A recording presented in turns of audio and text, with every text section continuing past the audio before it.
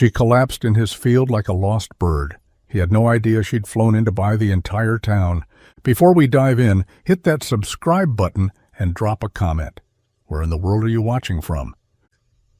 The late summer sun hung low, painting the fields in soft amber as Jack Whitaker guided his old tractor down the last stretch of overgrown wheat. Dust curled behind him like a ghost that never quite left. The engine sputtered with the usual cough, faithful but tired, like Jack himself. Another day nearly done. Another day wondering if he could keep the farm through winter. He reached for the canteen beside him, took a long sip, and turned his gaze toward the western edge of the property, then froze. There was something in the field.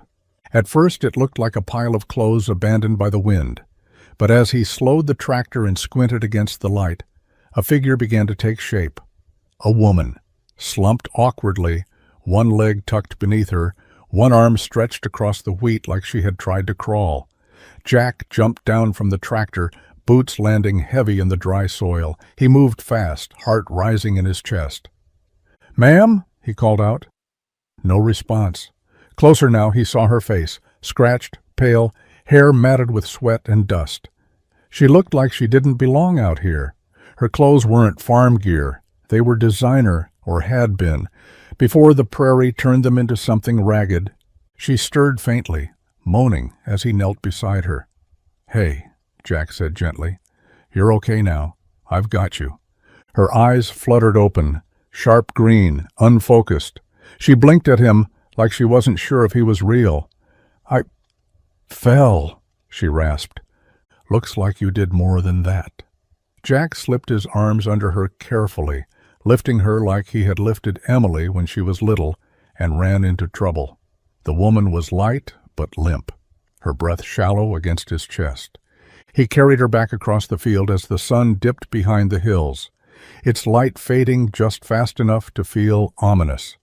Jack didn't know who she was, or how she ended up on his land, but none of that mattered yet. She needed help, and in a town that had forgotten how to offer it, Jack still remembered what it meant to be decent. The screen door creaked on its hinges as Jack nudged it open with his boot, the woman still cradled in his arms. Dust drifted through the porch like old memories, settling on the weathered rocking chair and cracked floorboards. Inside, the house was quiet, too quiet, if he let himself think about it. He hadn't brought anyone home since the funeral, but now wasn't the time to reflect on ghosts. This woman needed care, not questions. He laid her gently on the faded plaid couch in the front room. She winced as her shoulder hit the cushion and her eyes fluttered open again, confused but alert. Jack knelt beside her and offered a steady look. "I'm Jack Whitaker. You're safe here.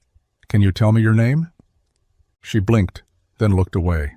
"Call me Eve." It didn't sound like the full truth. It barely sounded like her voice. But Jack nodded anyway. He knew better than to press someone when they were bruised and guarded. Whatever she was hiding could wait. He stood and moved to the small cabinet near the kitchen, pulling out his old first aid kit. The box still had his late wife's handwriting on the label. Stitches, gauze, tape. That part stung more than he liked to admit. He returned to the couch, opened the kit, and began tending to Eve's scraped arm with slow, practiced hands. She watched him quietly, her breathing shallow but steady. "You live here alone?" she asked, voice raspy. Jack didn't look up. "Just me and the land." He paused. "And sometimes my daughter. She's 12, lives with her aunt during the week." Eve nodded, then winced again as the antiseptic stung. "You didn't have to help me." Jack gave a dry chuckle. Wasn't really a decision, just seemed like the right thing to do. They sat in silence after that, just the soft ticking of the clock and the occasional moan of the old house settling. Jack wrapped her arm in gauze, then brought over a blanket from the back room. She didn't protest. She only pulled it tighter, like the warmth surprised her. He poured her a glass of water and set it beside her, watching her hands tremble slightly as she reached for it. Whoever she was, wherever she came from, she wasn't used to this kind of simplicity. Jack didn't ask again. He just nodded once and stepped back. "You rest. We'll figure things out in the morning." And without another word, he left her with the creaking floor, the chirp of crickets outside, and the quiet company of a man who still believed kindness didn't need a reason. The stars came out slowly, scattered across the night sky like someone had flung a handful of salt into velvet. Jack stepped onto the porch, 2 chipped mugs in hand, steam curling from both. He handed one to Eve, who had managed to sit up on the couch, her blanket wrapped tight around her shoulders like armor.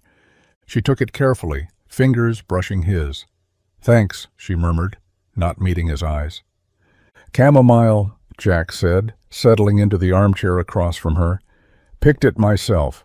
Figured if you were the type to wander into fields alone, you might appreciate something natural." Eve gave a faint smile, but it faded quick. She stared into her cup like it held answers. "I used to camp when I was younger. Hike, disappear for a while. It was easier then." Jack raised an eyebrow. "Easier than what?" She hesitated, then shook her head. "Then now." The house was dim, lit only by the warm glow of the single lamp and the moonlight slipping through the lace curtains. Outside, the cicadas buzzed low, and the night smelled of hay, soil, and something older, something peaceful. "People usually come out here to find something," Jack said, "or to lose something." Eve looked up. Her eyes searched his, but said nothing. "I don't pry," he added. "Never saw the point in dragging a story out of someone who ain't ready to tell it." That seemed to ease something in her. She tucked her legs beneath her and exhaled slowly. "You live like this every day?" Jack nodded. "It's not much, but it's honest.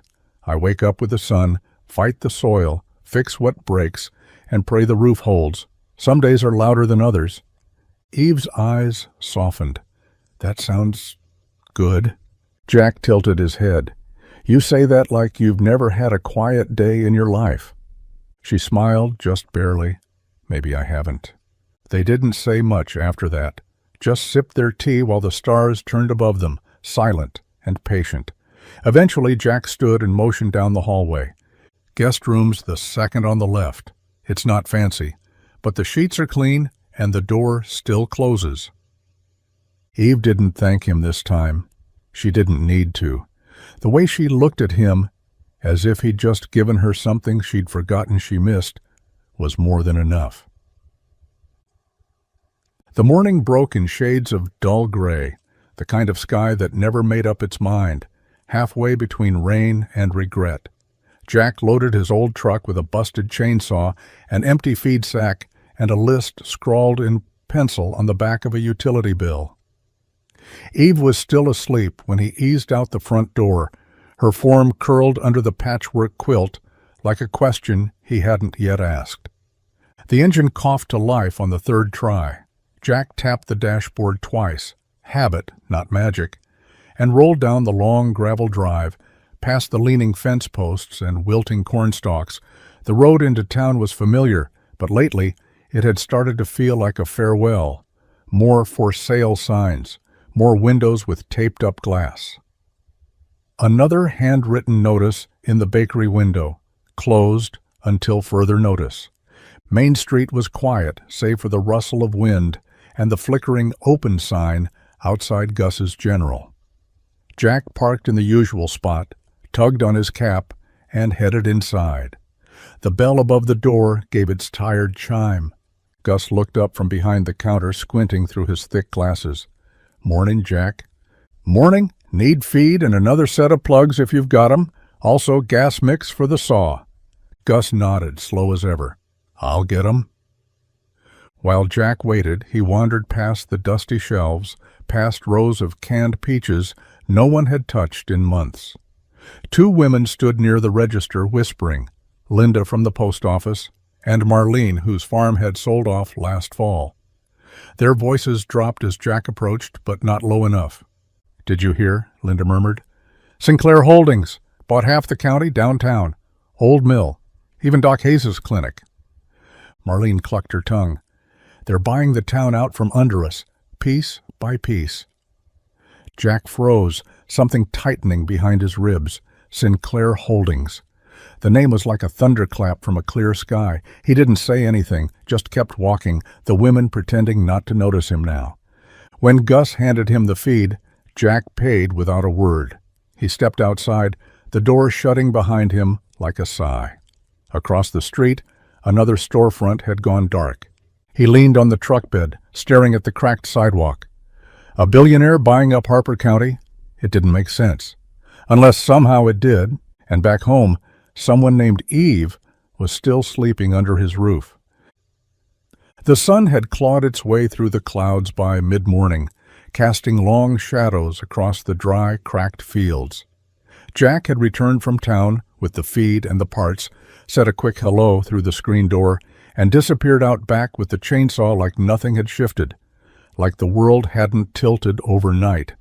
Eve stood barefoot on the porch, mug in hand, eyes scanning the land that stretched far and wide like a forgotten promise.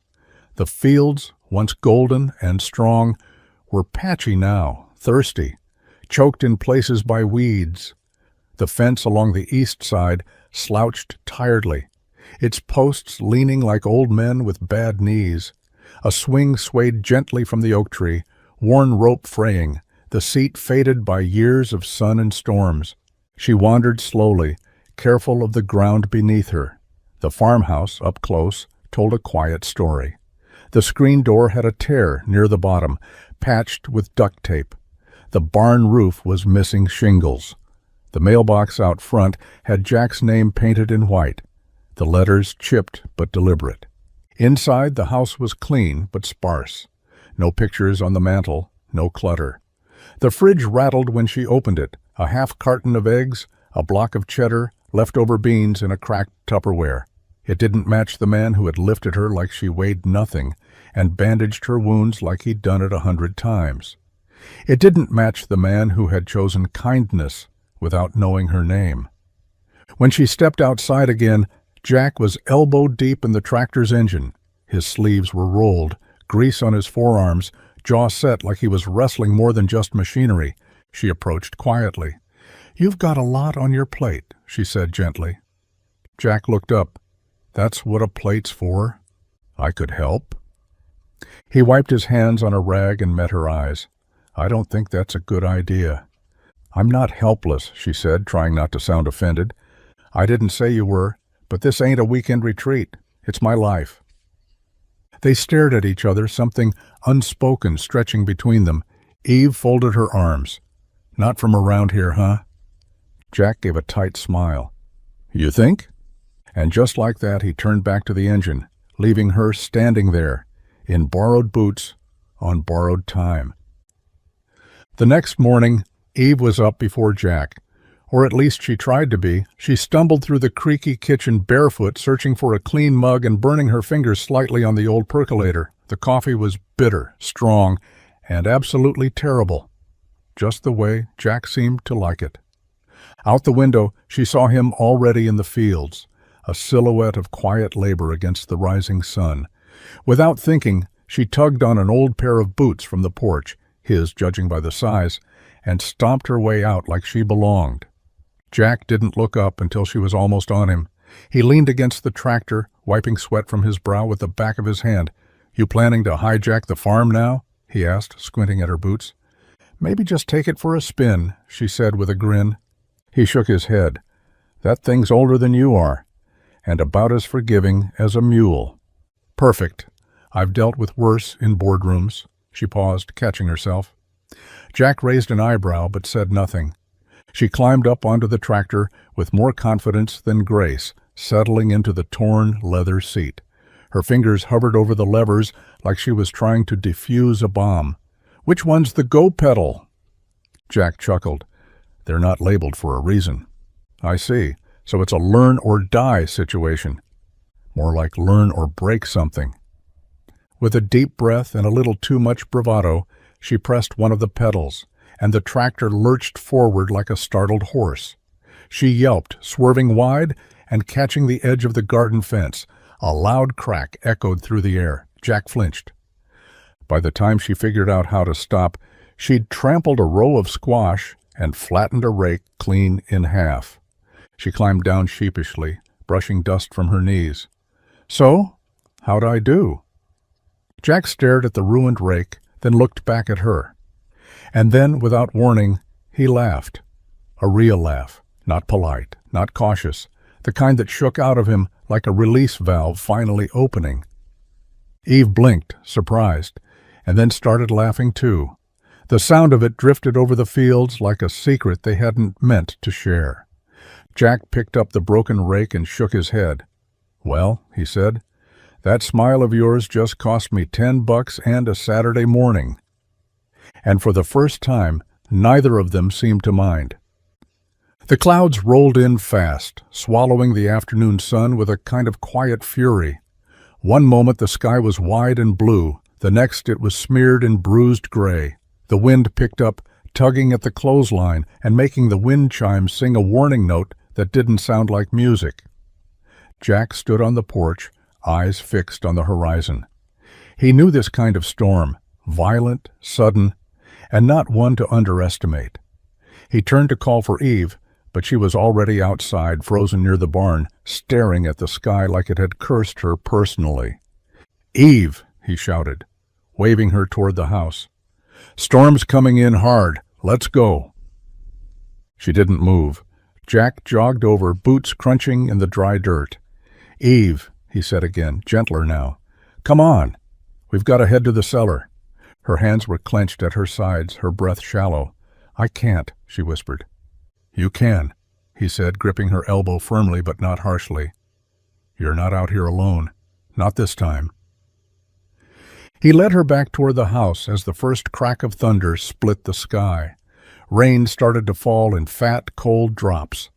Jack opened the cellar doors, ushered her in, and followed, pulling the doors shut behind them just as the downpour let loose. Inside, the air was cool and damp, smelling faintly of earth and old memories. Jack lit a candle, its flicker bouncing shadows along the stone walls. Eve sat on the wooden bench, arms wrapped around herself, trying to breathe like she wasn't breaking. He didn't ask. He just sat beside her. After a while, her voice came, quiet and raw. "There was a storm like this when I was a kid. We were on a boat. My father didn't make it." Jack didn't speak. He let the silence hold her words steady. "He wasn't perfect," she added, "but I was only 9. I still thought he was invincible." The thunder cracked again. She flinched, and without thinking, Jack placed a steady hand over hers. "I hate how it still lives in me," she whispered. "We all carry things," he said. "Some just louder than others when the wind starts howling." In the candle's soft light, their hands stayed there. No promises, no fixing, just presence. And somehow, in the middle of the storm, it was enough. The storm had softened into a steady rhythm above, raindrops drumming on the cellar doors like a fading heartbeat. The candle's flame danced slower now, casting long shadows across the shelves of preserves and forgotten tools. Jack stood to stretch his legs, brushing his fingers along a dusty crate in the far corner. The wood groaned as he lifted the lid. Inside, old mason jars, rusted bolts, a radio that hadn't worked in years, and folded newspapers yellowed with time. He picked one up out of habit more than curiosity, shaking loose the cobwebs. The headline hit him like a punch to the ribs. "Evelyn Sinclair to buy Harper County." The name blared from the page, bold and unapologetic. A photo beneath it, sharp jawline, poised smile, tailored coat, matched the woman now sitting 5 feet away, wrapped in a borrowed flannel blanket. Eve. Jack turned slowly, holding the paper like evidence in a trial he hadn't signed up for. She looked up from the candle just as he did. Their eyes met, and in that instant, everything changed. She didn't flinch, didn't scramble for excuses or fake confusion. She just stared back at him, as if bracing for the moment to crash. "This you?" Jack asked, voice low. Eve, no, Evelyn, nodded once, barely. Silence filled the cellar, thick and unspoken, the kind that only comes when truth finally walks into the room and turns on the light. "I didn't plan on ending up here," she said quietly. "The car, the storm, I wasn't supposed to stop. I wasn't supposed to meet you." Jack looked down at the paper again. "You're the one buying up the town. People are losing everything." She stood now, stepping forward into the flickering candlelight, her voice trembling just slightly. "That's not what I'm trying to do. It's more complicated than the headline." "Doesn't feel complicated when the mill shuts down or Doc Hayes has to pack up his clinic," Jack said. "Feels like losing." She didn't argue. She just looked at him, tired, exposed. "I wasn't lying about everything," she said. "Just the name." Jack folded the paper slowly and set it down. "That's the one thing I needed to be real." And with that he turned away, the quiet between them louder than the storm ever was. Morning came heavy. Not the bright kind that brought fresh starts and golden light, but the gray kind that hung over the farm like a weight, quiet and pressing. The rain had stopped some time before dawn, but the ground was soaked, and so was Jack's mood. He moved through his morning routine with mechanical precision, feeding the hens, checking the fences, doing everything except walking back into that house. When he finally did, she was already up. She stood by the window in one of his old flannel shirts, hair still damp from a restless night, her fingers wrapped tightly around a mug that had long since gone cold. She didn't turn as he entered, but she knew. "You read the paper," she said. Jack didn't respond right away. He set his hat on the table and crossed his arms, his jaw clenched just enough to make his words sharper when they came. "You lied to me." She turned then, slowly, like someone preparing for a storm. "I didn't know how to tell you. You knew how to say everything else, just not the part that mattered."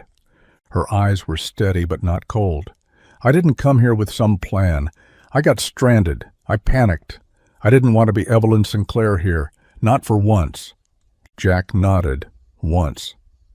"So you pretended to be someone else. You walked onto my land, into my house, slept under my roof, and left out the truth." "I needed to breathe," she said, voice soft. "I needed to be someone other than a headline." "You picked the wrong town for that," he said. "Because around here, names mean something. People live and die on trust. And you—" He stopped, shaking his head. "You're the one they blame for what's happening to this place." She stepped forward, cautious. "Jack, I never meant to hurt anyone." "But you did," he said. "You sat at my table, laughed with me, shared stories, and all the while you knew this would come crashing down the second I found out." Evelyn's voice broke.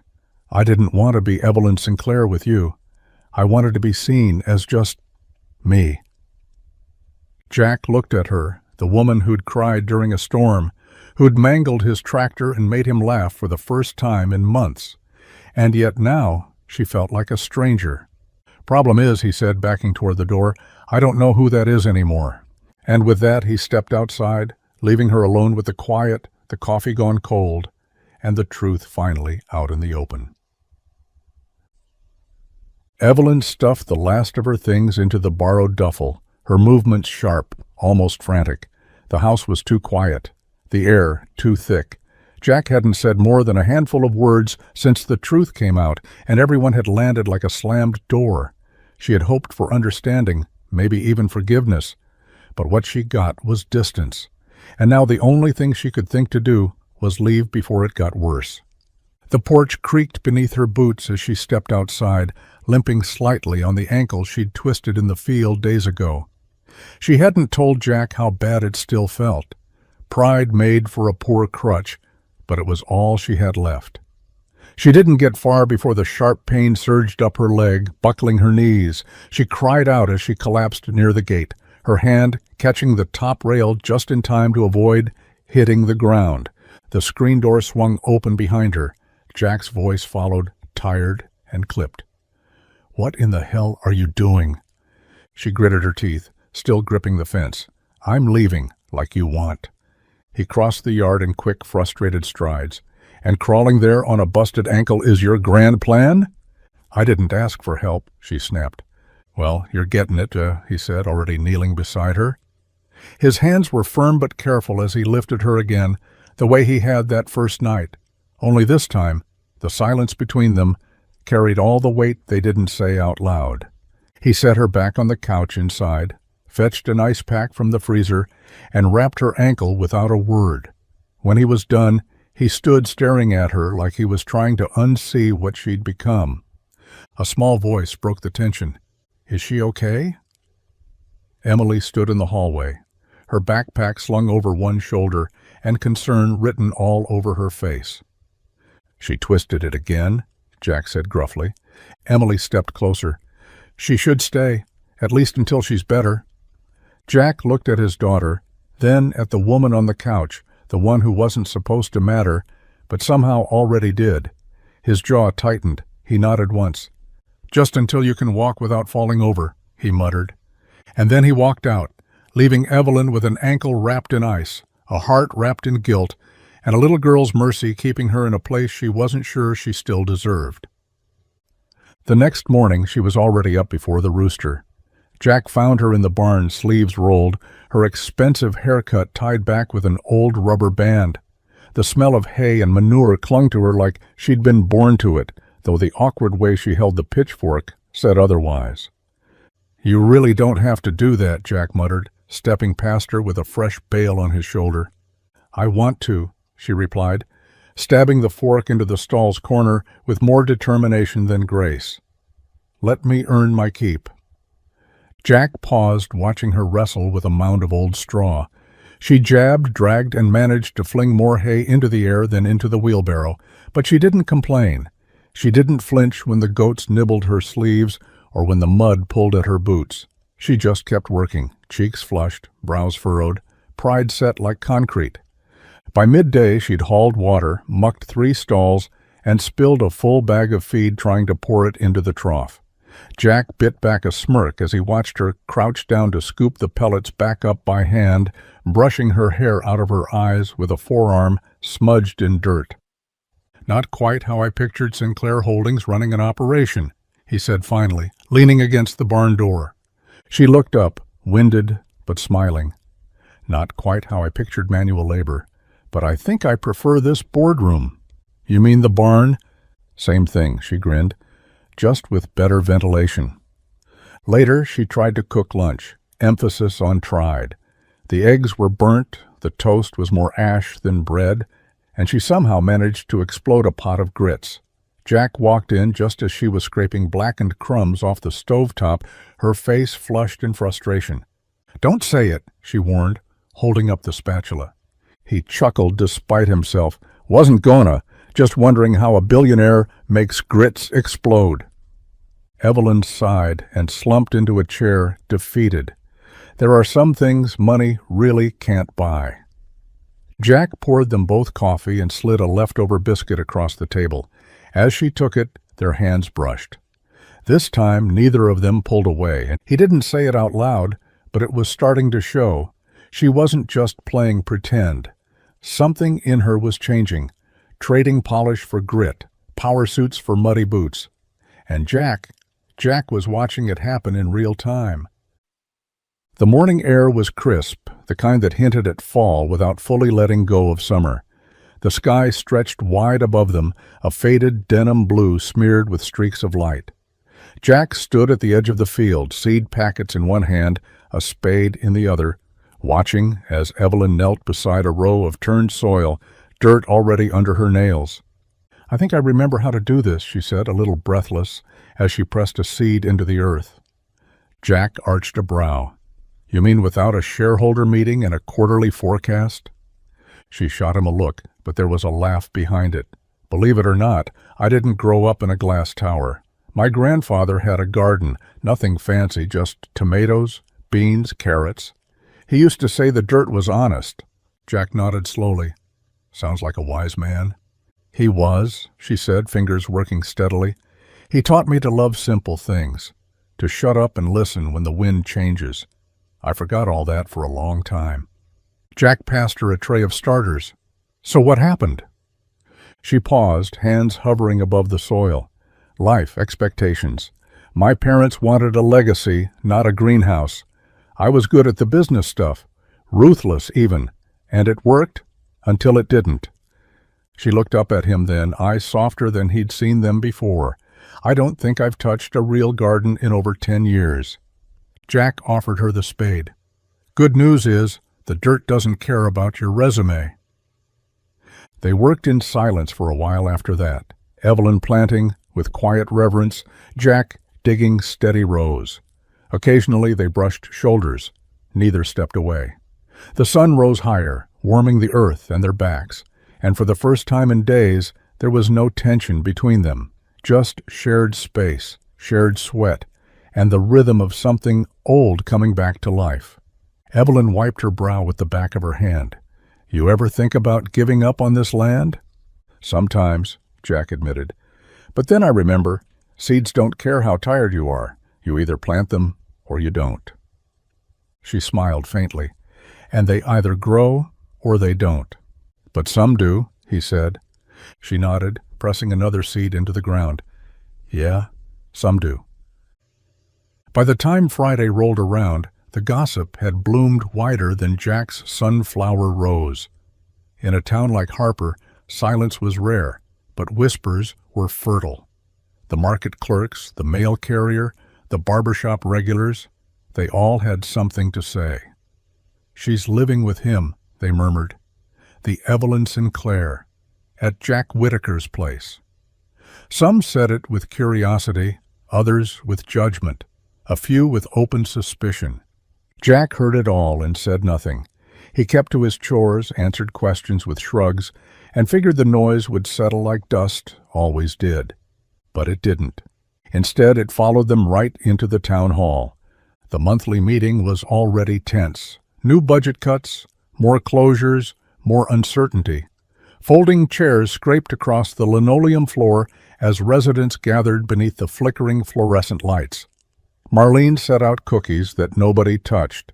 The mayor stood at the front, wringing his hands like he'd rather be anywhere else. And then Evelyn walked in. Everything stopped. She wore jeans and boots, her hair pulled back, no entourage in sight. But she didn't have to say a word. Everyone knew who she was. Conversations died mid-sentence. Heads turned. A few people stiffened in their seats like they'd just spotted a storm on the horizon. Jack stood slowly from the back row. He hadn't expected her to come. Neither apparently had anyone else. "Miss Sinclair," the mayor said, voice hitching, "we weren't expecting a visit?" "I'm not here as a CEO," she said, calm but clear. "I'm here as a resident, for now." The silence fractured. One man stood, arms crossed. "Resident? You've owned this place for 2 weeks and already you're hiding out on Jack's farm." Someone else muttered, "Bet she's scouting more land to bulldoze." Another added, "Or just playing dress-up with the locals." Jack stepped forward then, slow and deliberate. "She's not hiding," he said. "She's listening, working, learning." "From you?" the first man snapped. "Jack, she's everything we're trying to hold off, and now she's in your barn?" Evelyn didn't flinch. She looked each of them in the eye. "I didn't come here to take more. I came because somewhere along the way I forgot what real life looked like. I'm remembering now." No one clapped, no one cheered, but no one interrupted again either. And in the thick, buzzing silence that followed, Jack looked at her, not as an outsider anymore, but as someone who just might be brave enough to stay. Jack didn't plan to speak again. He hated crowds, hated drama, hated being the center of anything that didn't involve rusted bolts or broken fences. But as the town hall muttered and simmered in silence, he watched Evelyn stand there, not as a billionaire, not as a stranger, but as a woman who had been hauling water at dawn and scrubbing mud from her boots after sundown, and something in him snapped. He cleared his throat, stepped into the narrow aisle, and faced the room full of neighbors who used to nod at him in the feed store without question. "I know what it looks like," Jack began, voice steady. "And I know what some of you think, that she's here to write checks or flip property or turn Harper into another dot on a portfolio." A few heads nodded, slow and suspicious. "But I've seen her," Jack went on. "Not in a boardroom, not behind a screen. I've seen her out in the stalls, knee-deep in manure, hauling hay without complaint. I've seen her burning toast and laughing about it. I've seen her chase goats, for crying out loud. That got a ripple of reluctant smiles. Evelyn glanced down, quietly biting back one of her own. "She's not just here, she's showing up," Jack continued. "And that means something around here, or at least it used to. Doesn't matter what her last name is. What matters is that she didn't run when we found out. She stood here and looked us all in the eye." Marlene crossed her arms. "You think that makes up for the rest?" "No," Jack said simply, "but it's a damn good start." There was a long pause, the kind that didn't ask for applause but demanded consideration. Jack let it sit, let the weight of it soak in. "Maybe she came here by accident, Pia," he added, "but I've seen her work harder than folks who've been here their whole lives. You want to judge her, that's your right. But don't forget, this town could use more people who give a damn." He stepped back, tipping his hat like the conversation was over. And maybe it wasn't forgiveness yet, but it wasn't fury either. Just quiet, unsettled thought. And in Evelyn's eyes, shining, fierce and stunned, it was something even better than thanks. It was belief. The sun had dipped low by the time they got home, casting long amber streaks across the porch. Jack didn't say much on the drive back. Evelyn didn't either. The silence wasn't angry. It was just full of things that couldn't be sorted on the way home from a town hall meeting where the air had felt thick enough to choke. Jack dropped his keys in the dish by the door and headed straight to the sink, washing the dust off his hands. Evelyn stood near the table, still wearing the same boots, same jeans, still stained with sweat and dirt from that morning's work. But something in her was sharper now, steadier. "I have an idea," she said finally, voice clear. Jack didn't look up. "Does it involve selling the rest of the town?" She flinched at that. "No, it involves trying to give something back." He turned, drying his hands. "Go on." She stepped closer, her tone quiet but sure.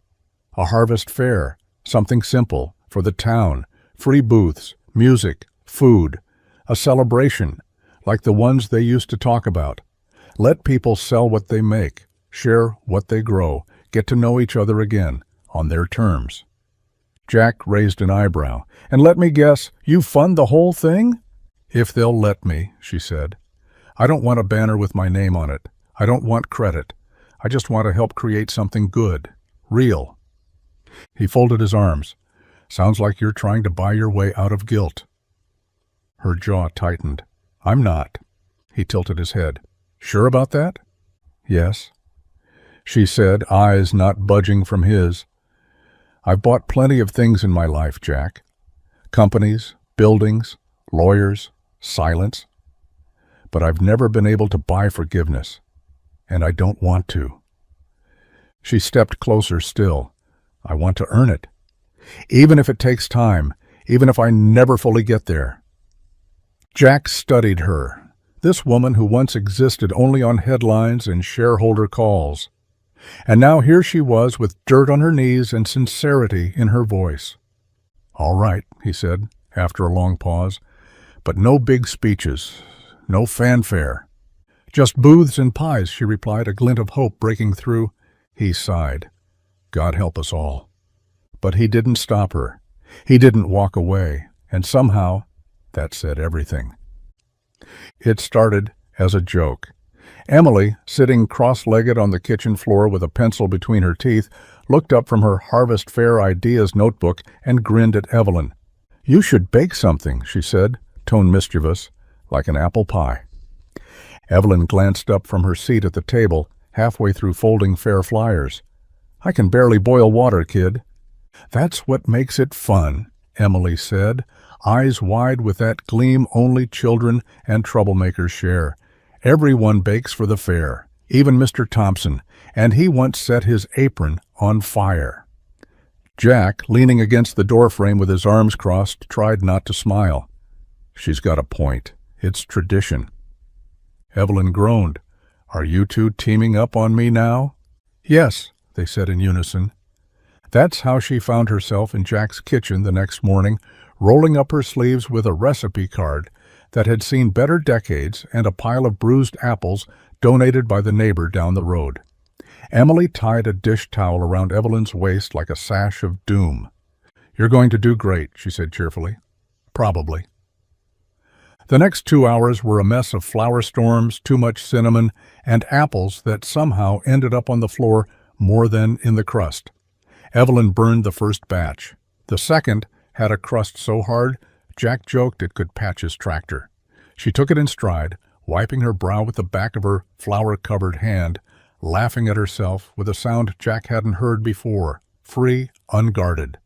Emily sat on the counter, swinging her legs and offering unhelpful but enthusiastic commentary. "You're better at this than I expected," she lied sweetly.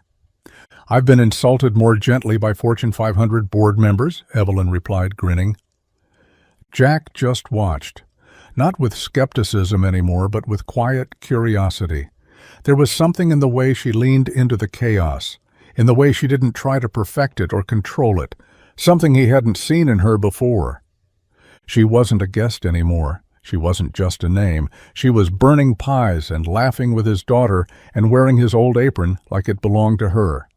And that's when it hit him. She fit. Not because she tried to, because she stopped trying altogether. The porch creaked beneath them as the sun melted into the horizon, casting long golden streaks across the fields.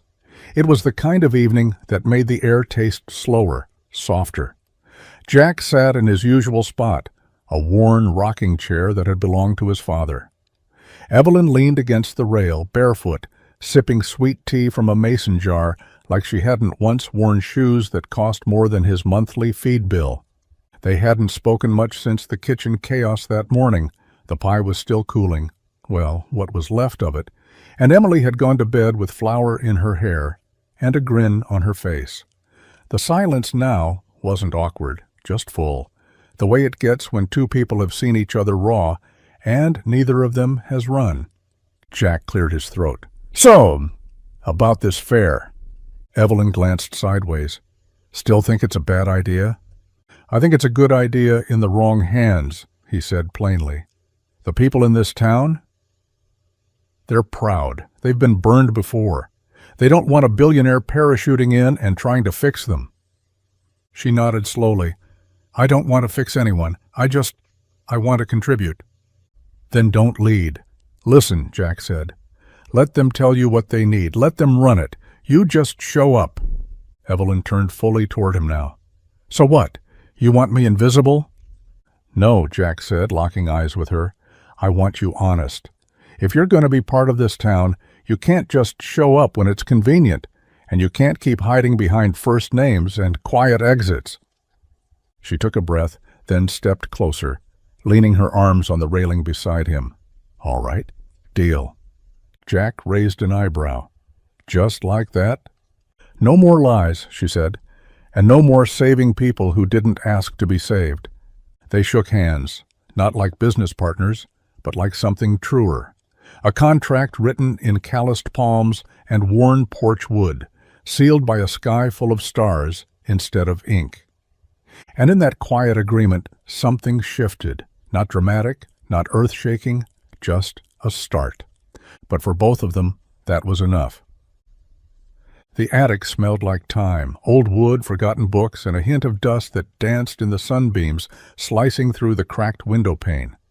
Evelyn had climbed up there looking for spare chairs for the fair. What she found instead was a box shoved beneath a faded tarp, its corners soft and edges worn. No label, just a weight that felt more emotional than physical the moment her fingers touched the lid. She didn't open it at first. Something told her it wasn't hers to see. But when Jack climbed the stairs, wiping his hands on a rag and ducking under the low beams, he paused at the sight of her kneeling beside it. "You found it," he said quietly. "I wasn't snooping. I know." He stepped closer, crouched beside her, and rested his hand on the lid. "It's all right." He lifted the top, slow and careful, like he was opening a wound that had finally scarred over. Inside were bundles of letters, neatly tied with twine, some yellowed, some newer, each one addressed in the same looping script, to Jack, for later. Evelyn didn't say anything. She didn't have to. Jack reached in, pulled one out, and held it like it was made of glass. "She started writing them after the diagnosis," he said. "Didn't tell me at first, just said she liked writing again." He unfolded a letter, eyes skimming lines he already knew by heart. She left one for every season, every anniversary, even some for Emily, birthday cards for the years she knew she wouldn't see. Evelyn swallowed the lump in her throat. "She must have loved you deeply." "She did," Jack said, voice rough now. "And I made promises. About this land. About keeping Emily grounded. About staying kind, even when it hurt." He looked at her then, eyes red-rimmed but steady. "I failed some of them. I've been trying to make up for it ever since." Evelyn reached out, gently resting her hand on his. "You didn't fail, Jack. You survived, and that counts for something." They sat there in the attic, surrounded by old letters and old pain, and for the first time, Jack let someone else help him carry the weight of memory. Not erase it, not fix it, just carry it, together. It started with smoke, thin at first, curling against the dusk sky like a question mark. Jack was in the field checking the irrigation line when the smell hit him, burnt wood and panic. He dropped the wrench and ran. Fast. By the time he reached the barn, flames were already licking up the east wall. The old boards, dry as paper, went quick. He grabbed the nearest hose and started spraying, shouting for help, for anyone. Evelyn came flying out of the house, barefoot, wide-eyed. Emily behind her, frozen on the porch like a statue. Neighbors showed up within minutes. Buckets, garden hoses, shouted orders. But by the time the flames were out, half the barn was gone. Charred beams jutted from the structure like broken ribs. Smoke hung thick in the air. The livestock had been spared by luck or mercy, but the damage was brutal. Jack stood staring at the wreckage, hands on his hips, chest rising and falling in disbelief. "Damn thing caught fast." One of the neighbors, Ray, shook his head. "Don't feel right. No lightning, no tools left plugged in, and that pile of oily rags near the back? That wasn't there this morning." Another voice added, "You think someone did this?" Jack didn't answer, but his jaw clenched hard enough to crack bone. That night, while the town whispered and the fire still smoldered low, Evelyn sat alone in the guest room, phone in hand. She didn't ask Jack. She didn't wait. She called the one contractor in state she knew could do miracles if the price was right. By morning, trucks arrived with lumber and crews. No logos, no fuss, just men with tools and instructions to work fast, no questions asked. Jack came outside in his flannel, rubbing sleep from his eyes, confused at the commotion. "What the hell is all this?" Evelyn met him at the porch, quiet and calm. "You're not losing your barn days before the fair. I didn't ask for this." "I know. But this isn't charity. It's a partnership. You plant, I build. We both care." He looked at her long eyes heavy with pride, anger, gratitude. All tangled up. But he didn't stop them. Didn't send the trucks away, because somewhere deep down he understood. This wasn't just rebuilding a barn. It was a promise, nailed back together in fresh boards and stubborn hope. Jack didn't sleep that night, not really. He sat on the porch long after the trucks had pulled away, long after the hammers fell silent and the spotlights clicked off.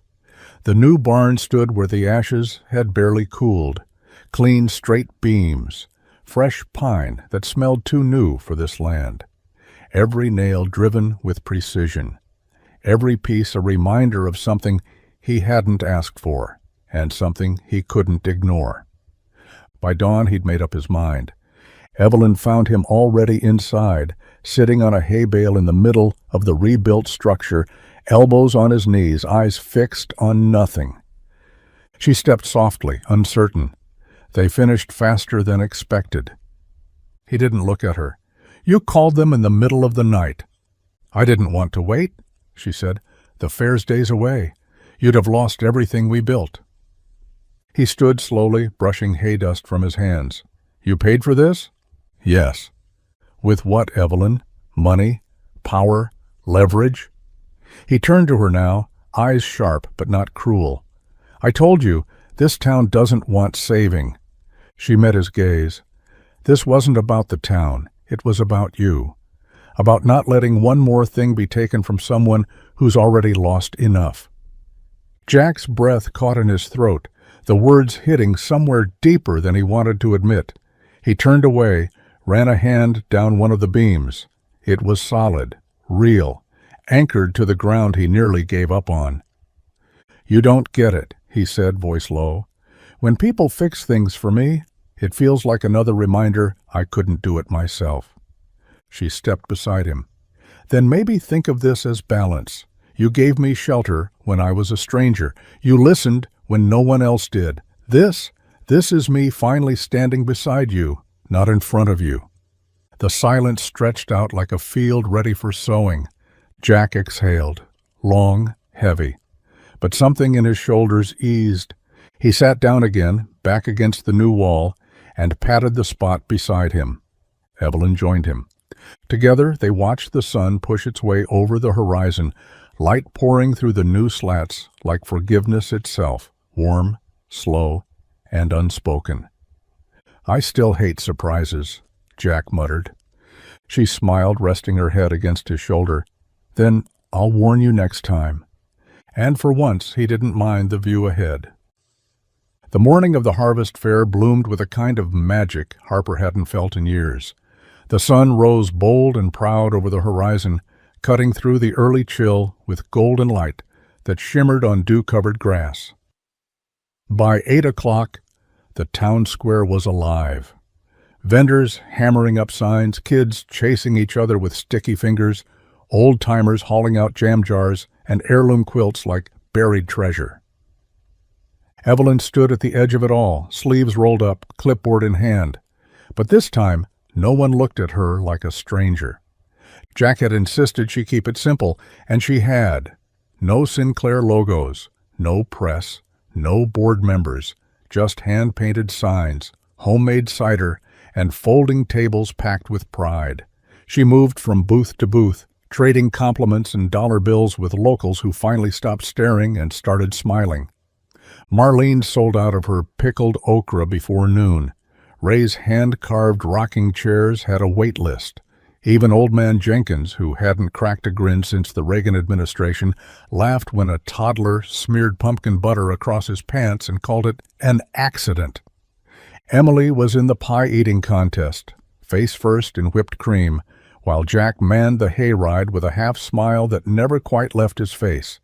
He caught Evelyn's eye once across the crowd, gave her a nod, quiet but real. She nodded back, the weight in her chest lighter than it had been in years. She wasn't Evelyn Sinclair here, not today. She was just Eve. She helped stack apples, handed out paper plates, held a crying baby while its mom ran for more jam. She got flour on her jeans and lemonade spilled down her boots. She danced once, clumsy and laughing with a group of teenagers during the fiddler's last set. And no one whispered behind her back, not anymore. As the sun dipped low and the lanterns flickered to life, Evelyn looked around at the families gathered under string lights and patchwork banners. Music floated on the breeze. Laughter filled the air. This wasn't the town she'd bought. It was the town she was finally beginning to belong to. The fair had ended, but something lingered in the air. A kind of quiet momentum, like a river that had finally found its current again. The lanterns were still strung above the town square, swaying gently in the night breeze. Most of the booths had been taken down, but Jack and Evelyn sat on the back of his truck, a half-empty thermos between them, watching as a few kids chased fireflies across the grass. Jack tapped the brim of his hat and glanced at her. "You see the way folks smiled today? Not forced, not polite, real." Evelyn nodded. It felt like Harper again, or maybe like what Harper's trying to be. He took a long sip from the thermos, then leaned forward, elbows on his knees. "I've been thinking. about something bigger than just today. She raised an eyebrow. Bigger than pie-eating contests and hayrides? Jack smirked. A little. A co-op. Community-run. Local goods, grown and made right here. Farmers, bakers, carpenters. A place they can sell what they make without a middleman stealing the margin. Evelyn turned toward him, interested now. Go on. It wouldn't be about handouts. It'd be about building something together, something that doesn't vanish the next time a company buys a block of land. She smiled. You've got a good pitch. Ever think about running a boardroom? Not a chance in hell, he said, grinning. Then, after a beat, but I can run a co-op. She looked at him, thoughtful. What if I match the startup costs? Quietly. No headlines, no controlling interest, just seed money. Jack considered that, only if we run it together. Her smile widened. That's the deal I was hoping for. They shook on it right there. No contracts, no pens. Just two hands, calloused and steady, making a promise beneath the same stars that had watched them stumble through everything else. And in that handshake, something bigger bloomed. Not just forgiveness, not just trust. A future. The town didn't erupt overnight, but something in it began to mend. People stopped waiting for things to fall apart. They started building again, together. And at the heart of it was a farmer who never gave up, and a billionaire who finally stopped running. The sound of tires crunching over Jack's gravel drive didn't match the usual rhythm of farm life. Too smooth, too polished. When Evelyn stepped out onto the porch, wiping her hands on a flour-dusted dish towel, the car already gleamed in the afternoon sun like it had never seen a dirt road in its life. A black luxury sedan, chrome trim, windows tinted to keep the world out. The door opened, and out stepped Nathan Carrington, sharp suit, sharper jawline, and an expression that said he hadn't come for pleasantries. He looked wildly out of place next to the wind-chimed porch and the chipped flower pots Evelyn had painted with Emily 2 weeks ago. "Evelyn," he said, like no time had passed. She stiffened. "Nathan?" "I tried calling. You've been ignoring every message." "On purpose," she said flatly. Jack, crouched by the barn repairing a gate hinge, heard the voices, but stayed put. Until Nathan's tone changed, just loud enough to carry. "Look, I get it," Nathan said, stepping closer to her. "Your little break from reality, rustic therapy, find yourself nonsense. But it's time to come home." "This is home," she said. Nathan laughed under his breath. "Come on, Eve. You don't belong here. This phase, the flannel, the dirt, the small-town fairy tale, it's beneath you. And I know you. You get bored. Always have." Jack's wrench slipped, clattering against the gate. Nathan looked up, startled. Evelyn turned, already seeing Jack standing in the shadow of the barn, face unreadable, jaw set. She stepped off the porch slowly, closing the distance between them. "I'll handle this," she said to Jack, voice low. "Please." He nodded once, but the quiet in his eyes was different now. He walked back into the barn without a word, leaving the door slightly ajar. Evelyn turned back to Nathan. "You're right about one thing. I used to get bored. With you. With the games. With the noise." He frowned. "And this farmer, this town, this is who you are now?" She didn't blink. "Yes, and it's not a phase. It's the first thing in years that's felt real."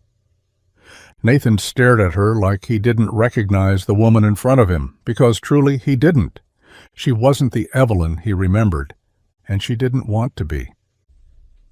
The town square buzzed with the lazy energy of early evening, the last golden rays of sun casting long shadows over booths still half-stocked with fair leftovers. Folks had gathered again, not for an event, not for spectacle, just because they could. Because that was Harper. When something happened, people came. And something was happening now. Nathan stood in the middle of it all, a beacon of misplaced elegance in a tailored charcoal suit, phone in one hand, impatience in the other. Evelyn stood across from him, arms folded, mud still drying on the knees of her jeans from that morning's work in the pumpkin patch. "I'll give you one last chance," Nathan said, voice elevated, meant for an audience. "Come back with me, to your life. The board, the condo, the world you built. This?" He gestured around at the booths, the dusty pickup trucks, the loose hay on the pavement. "This isn't you." The town paused around them. Conversation stalled. A few folks glanced toward Jack, who stood near the cider table, face carved from stone. Evelyn looked at Nathan for a long, breathless second. Then she turned to the crowd. "This place," she began, voice steady but resonant, "gave me back who I am. Not the title, not the power. Me." A murmur rippled through the square. "I was hollow when I got here, running on fumes, pretending to be whole, because my net worth said I should be. But then I met people who didn't care what I owned. They cared what I did." She glanced at Jack, just once, but it was enough. "They gave me mud instead of marble, work instead of applause, and you know what? It saved me." Nathan scoffed. "You're romanticizing struggle." She smiled. "No, I'm respecting it." Then she took one step closer to him and said, clear as daylight, "Go home, Nathan. And this time, leave me out of it." The silence that followed cracked when someone, maybe Marlene, clapped. Just once. Then Ray joined, then the baker, then a chorus. A real cheer, not for a name, not for a check, but for a woman who chose dirt over diamonds, and meant it. The stars were thick above them, scattered across the night sky like a quilt stitched by a hand far more patient than either of them could ever be. The crickets hummed low, and the wooden porch swing creaked with every gentle sway. Jack sat on one side, boots planted firm on the planks. Evelyn sat on the other, her bare feet tucked beneath her, a blanket draped over her lap. They didn't speak for a while, just watched the breeze stir the cornfields and listened to the soft breath of a world that, for once, didn't demand anything from them. Jack shifted, staring out into the dark. "You ever feel like the minute something gets good, it's already halfway to being taken from you?" Evelyn glanced at him. "Yeah, all the time." He nodded slowly, fingers laced together in his lap. "After my wife passed, I told myself that was it. No more letting people in, no more depending on anyone, because if they're not here, they can't leave." Evelyn's voice came soft. "But they do leave, even when they don't want to." Jack looked at her, then really looked. "I didn't think I'd feel anything again, not like this. And now I'm scared." "Of what?" she asked. "That this is real," he said, "and that I might lose it again." Evelyn didn't answer right away. She reached for his hand, not boldly, not dramatically, just enough to close the space between them. Her fingers grazed his calloused palm. "I'm scared too," she whispered. "I've never trusted anything I couldn't control, and nothing about you, about this place, about this life, is something I can manage with a spreadsheet." Jack let out a quiet breath, almost a laugh. "That's probably a good thing." They didn't kiss. They didn't make promises. But they stayed there, shoulders touching now, hands barely linked, the porch swing swaying just enough to carry the truth between them. For the first time in years, they both allowed themselves to be afraid, together, and somehow that made it feel a little less terrifying. The auction was held in a dusty county hall with flickering lights and folding chairs that creaked louder than the bidders. The air smelled like old paper and tension, and the whispers started the moment Jack walked in. Everyone knew why he was there. The Perkins farm, 200 acres of the oldest soil in the valley, was up for grabs. Once the heart of Harper, now the last unclaimed stretch of real farmland left. Developers circled like vultures, slick in suits and clutching clipboards, already dreaming of condos and asphalt. Jack took a seat in the back, hat in hand, jaw tight. He didn't have much to offer, just heart, history, and the hope that maybe, somehow, the land would stay in the hands of people who knew what to do with it. Evelyn slipped in quietly, unnoticed by most. She wore jeans and a flannel, her hair tied back, face unreadable. She took a seat a few rows behind Jack and didn't say a word. The bidding began. The first few offers were cautious, safe. Jack raised his number once, just once, his voice low and his eyes on the floor. A few people looked over at him, pity in their expressions. Everyone knew it wasn't enough. Then one of the developers upped the bid by a margin wide enough to suck the hope out of the room. Jack didn't raise his hand again, and then a voice from the back. "I'll raise that by 25. Heads turned. Jack looked over his shoulder and saw her. Evelyn didn't blink. The bidding volleyed back and forth, aggressive, fast, a blur of numbers and pens scratching pads. But every time the suits climbed higher, Evelyn climbed higher still. Calm, steady, absolute. When the gavel finally dropped, the room fell silent. "Sold," the auctioneer called, "to Ms. Evelyn Sinclair." Jack stared at her, stunned. She walked past him without a word, only pausing to slip a folded envelope into the clerk's hand. It wasn't until later that the news spread.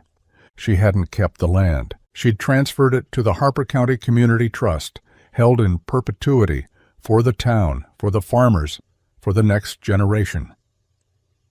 When Jack found her on the porch that night, staring out at the stars, he didn't speak at first. He just stood beside her.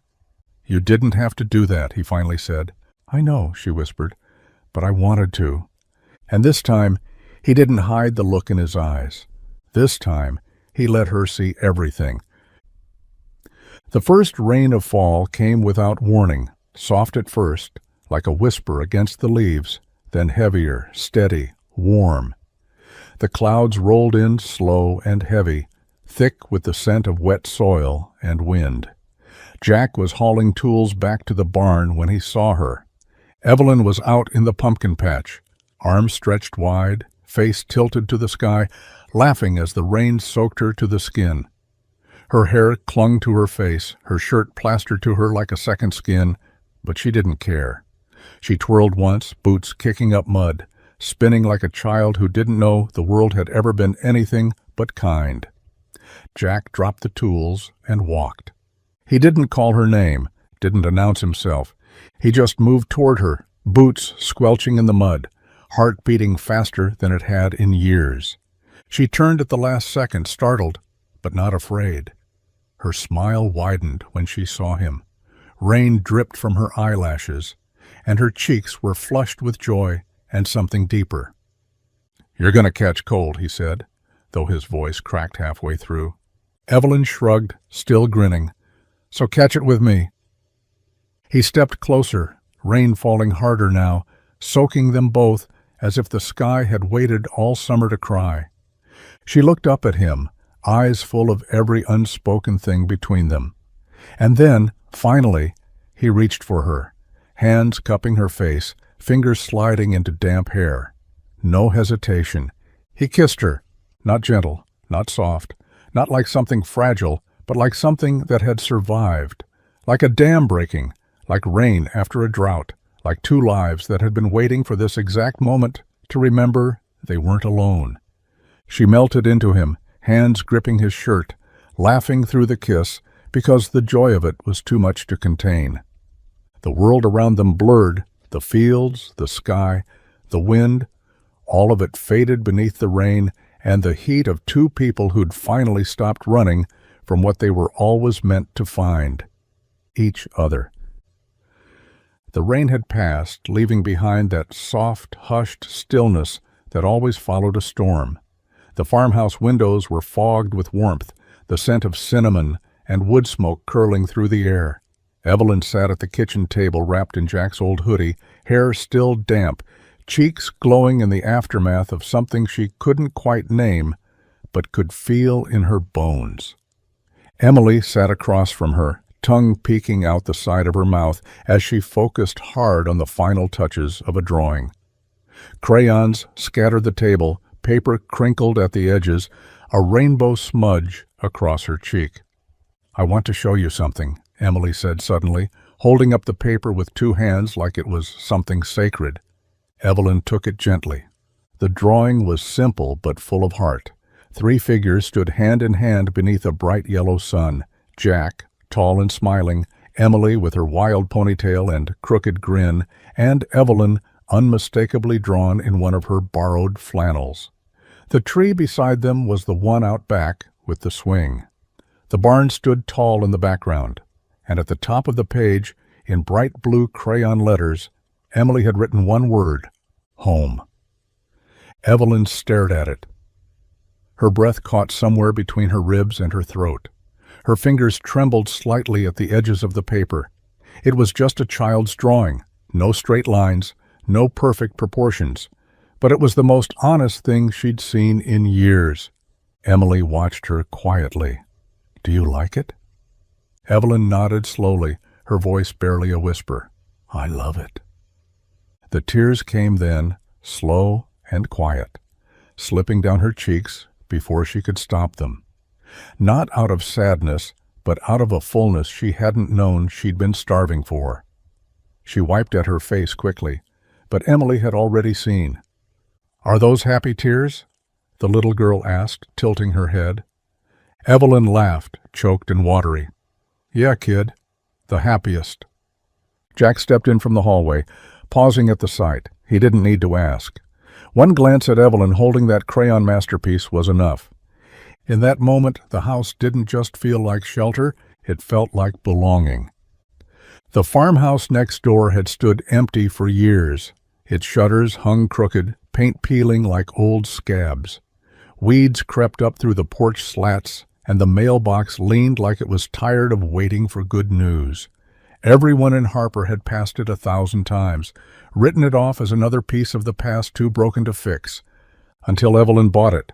No press release, no big announcement, just a signature on a line and a quiet conversation with the old owners who had finally given up on selling. Jack found out when he saw the first contractor truck pull into the drive, followed by a lumber delivery and a crew with paint swatches instead of blueprints. He knocked on her door that evening, brow furrowed, one hand in his pocket. "You planning on flipping it?" She looked up from the porch where she was scraping old ivy off the railing with a gloved hand. "No? Then what?" "I'm moving in." Jack blinked. "You're already here." Evelyn smiled, soft and steady. "But I've been living in your home, borrowed space. I want my own, not to leave, to stay for real." Jack stepped onto the porch slowly, eyes sweeping over the dusty windows, the cracked steps, the roof that leaned just slightly to the left. "This place needs work." "So did I," she said, not missing a beat. He let out a quiet laugh. "You sure about this?" She looked up at him, eyes clear, voice certain. "For the first time in my life." The weeks that followed were filled with the sounds of something beginning. Hammers, laughter, paint splattering, drop cloths. Evelyn planted herbs in the window boxes. Emily helped choose curtains for the kitchen. Jack showed her how to reseal a window without swearing much. She didn't build a mansion. She didn't knock it down and start over. She restored it. Board by board, nail by nail, with her own hands and a heart that had finally stopped running. It wasn't just a house. It was a promise to herself, to belong.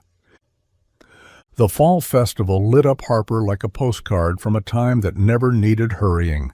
String lights hung between trees and telephone poles, swaying in the crisp breeze. The air was thick with the scent of caramel apples, kettle corn, and hay bales warmed by sunshine. Kids darted between booths with painted faces. Fiddles played, boots stomped, and laughter rose in waves, carrying something deeper beneath it, healing. Evelyn stood near the cider stand, watching it all unfold, a cup warming her hands and her heart. Her new home sat just down the road, porch light glowing. Emily was off with friends, cheeks pink, pockets stuffed with candy. Jack hadn't said much all night, just quiet glances across the crowd, but now he was walking toward her, boots scuffing the grass. One hand extended. She looked at him, surprised. "Come on," he said. "Dance with me." She hesitated, glancing at the makeshift dance floor where couples already swayed under the stars. "I don't know how." "You don't have to," he said, gently taking her cup and setting it aside. "Just follow me." He pulled her in, his touch easy, his grip sure. They moved slowly at first, awkward and a little offbeat, but then the rhythm found them, her hand on his shoulder, his arm around her waist, their steps sinking in the middle of an old country song, and a new kind of quiet joy.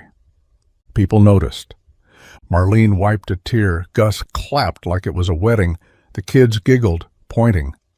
No one said her name like it was a headline anymore. She wasn't the outsider, she wasn't the billionaire, she was just his. Jack looked down at her, his smile small but real. "You're not bad for someone with city shoes." She laughed softly, resting her head against his chest. "This is the life I never knew I needed." The music slowed. The breeze carried leaves across the field, and Evelyn Sinclair danced in front of a whole town that once didn't know what to do with her. Now they didn't want the night to end. The morning sun broke clean across the fields, casting golden light over rows of ripening squash and freshly tilled earth. The barn stood proud at the edge of the pasture, no longer blackened by fire, but reborn. Fresh boards, clean lines, a roof that didn't sag. But it wasn't the paint or the repairs that made Jack stop in his tracks that day. It was the sign, hung square above the wide double doors, carved into aged oak and sanded smooth. The letters stood bold and unshaken. Whitaker and Sinclair Community Farm, built on trust. Evelyn stood beside him, hands in the pockets of her jeans, quiet as he read it. Jack tilted his head, lips twitching into something halfway between surprise and something warmer. "You did this?" Evelyn shook her head. "We did." He walked closer, ran a hand across the wood, fingertips tracing the grooves like a man touching something sacred. It wasn't flashy. It wasn't loud. But it was theirs. "That's your name next to mine," he said. She nodded. "Because this place wouldn't be standing without you, and it wouldn't be growing without both of us." Jack stared at the bottom line again, built on trust. The kind of words that didn't come easy in a town like Harper, especially not after everything, but they were true. This wasn't just a farm anymore. It was a place where people dropped off extra eggs to help their neighbors, where kids learned how to plant tomatoes, and folks came by just to feel something real again. It had become more than survival. It had become community. He looked at Evelyn then, her boots muddy, sleeves rolled, hair tied back in that way that made her look like she'd always belonged out here. "I never thought I'd share this land," he said softly. "And I never thought I'd find something worth staying for," she replied. They stood there for a long while, watching as the first visitors of the day arrived, locals with baskets, laughter, and purpose. Under that sign, nothing needed to be said, because trust had already spoken. The farmhouse porch creaked beneath Evelyn's rocking chair as the breeze carried the scent of wildflowers in distant rain. She wore her favorite flannel, sleeves rolled, hair streaked with silver now, but still pulled back the same way Jack always liked. The field stretched out in front of her, golden and generous. The barn stood tall in the distance, the wooden sign weathered but proud. Whitaker and Sinclair, Community Farm. Beneath it, still clear, built on trust. A little girl sat at her feet, legs crossed, sketchbook in her lap and pencil tapping her chin. She was no more than 7, with Jack's eyes and Evelyn's stubborn jaw. Emily's daughter, curious, bright, full of questions. "Grandma Evelyn," she asked, tilting her head, "how did you meet Grandpa Jack?" Evelyn paused, rocking once more before she smiled. "I got lost once," she said, her voice soft. "Really lost. Not the kind with maps or road signs, but the kind where you forget who you are, where everything you've built feels empty." The little girl stopped tapping her pencil. "And?" she whispered. Evelyn looked out over the land, her heart swelling the way it still did every time she remembered. "And someone honest found me." The child blinked. "That's it?" Evelyn chuckled, eyes shining. "That's everything. Because it was everything. It was the broken-down car on the side of a dusty road, the porch swing under the stars, the laughter in the kitchen after burnt pie, the kiss in the rain, the fire that didn't end them, the sign carved in oak, the garden planted side by side, the man who never asked for her name, only her truth. The girl scribbled something quickly in her sketchbook. "I'm going to draw that," she said. "You and Grandpa Jack. And a big sun." Evelyn smiled, leaning down to brush a strand of hair from her granddaughter's cheek. "Don't forget the dirt," she said. "That's where the real story begins." And as the wind picked up through the fields and laughter floated from the barn, Evelyn rocked slowly, grateful still for the day she was found.